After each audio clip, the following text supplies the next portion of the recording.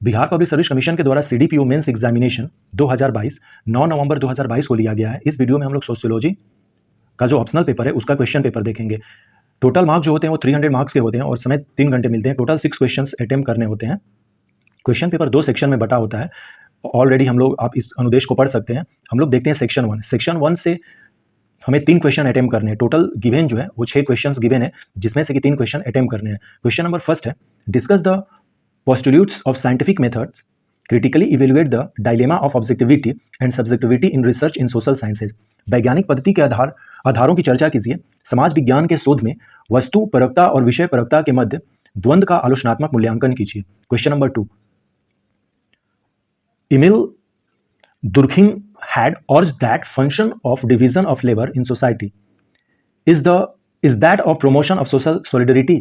Elaborate the statement and analyze the distinction between two forms of solidarity discussed by him। Emile Durkheim ने तर्क दिया था कि समाज में श्रम के विभाजन का कार्य सामाजिक सुदृढ़ता को बढ़ावा देने का कार्य है। इस कथन का विस्तार कीजिए और उनके द्वारा विश्लेषित सुदृढ़ता के 2 स्वरूपों के मध्य अंतर का विश्लेषण कीजिए। नेक्स्ट क्वेश्चन नंबर 3 जो है, What do you understand by stratifications? Critically evaluate the functionalist approach of stratification। अस्तरीकरण से आप क्या समझते हैं? अस्तरीकरण के प्राक्रियवादी सिद्धांत का आलोचनात्मक मूल्यांकन कीजिए। Question number 4, What were the social aspects of pre-industrial economic system? How has the process of industrialization impacted the social dimensions of division of labor? पूर्व औद्योगिक आर्थिक व्यवस्थाओं के सामाजिक पक्ष कौन कौन से थे? औद्योगिकरण की प्रक्रिया ने श्रम विभाजन के सामाजिक पक्षों को कैसे प्रभावित किया है? Question number 5, What are the main agency of political specializations? How do elites and masses contest for power sharing in a democratic society? राजनीतिक समाजीकरण की मुख्य एजेंसियां कौन कौन सी हैं? एक लोकतांत्रिक समाज में शक्ति साझा करने हेतु संभ्रात वर्ग और जन समूह के मध्य किस प्रकार संघर्ष होता है? Question number 6, evaluate the impact of naturalism, idealism and pragmatism on the development of education system in India। Is education being used as a medium of theoretical indoctrinations of ruling ideas? Critically evaluate।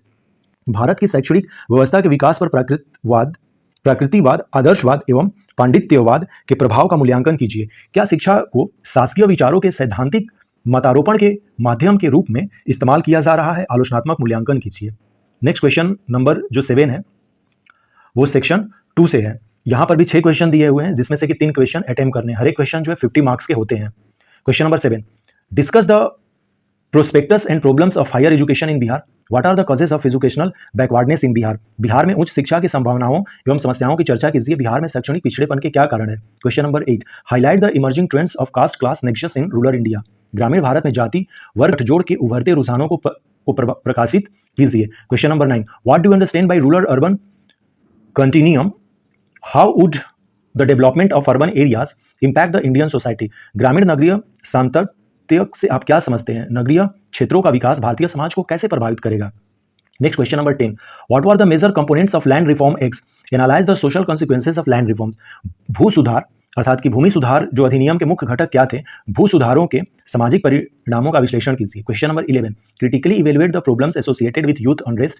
Is inter generational gap responsible for increasing youth unrest? युवा असंतोष से जुड़ी समस्याओं का आलोचनात्मक मूल्यांकन कीजिए। क्या अंतर पीढ़ी दूरी बढ़ते हुए युवा असंतोष के लिए उत्तरदायी है?